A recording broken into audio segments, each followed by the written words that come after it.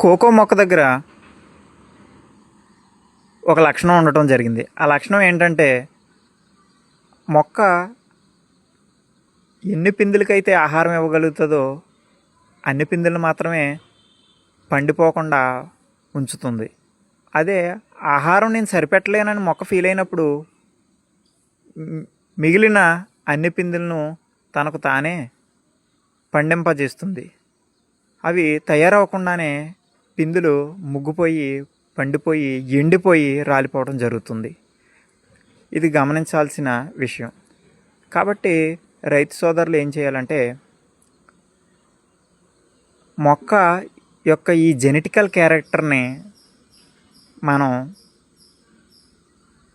మర్చిపోయేలాగా చేయాలి అంటే కోకో మొక్కకు కావాల్సినటువంటి మొత్తం ఆహార పదార్థాలని, కోకో మొక్క అతి ఇష్టంగా తినేటటువంటి ఆహార పదార్థాలని అన్నిటినీ కలిసి మనం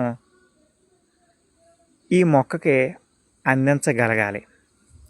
ఇలా అందించినప్పుడు 100కి 90 పిందులు నిలబడి ఉంటే మనకు వచ్చే దిగుబడి ఒక రకంగాను, 100కి 30 పిందులు మాత్రమే నిలబడి ఉన్నప్పుడు దిగుబడి అనేది మరో రకంగాను ఉండటం జరుగుతుంది. కాబట్టి రైతు సోదరులు గమనించాలి, మనకి 100కి 90 పిందులు మొక్క మీద నిలబడి ఉండాలన్నా, మరియు పిందు పండే సమస్య తక్కువగా ఉండాలన్నా మనం చేయాల్సినటువంటి ఏకైక యాజమాన్యం సమగ్ర పోషక యాజమాన్యం.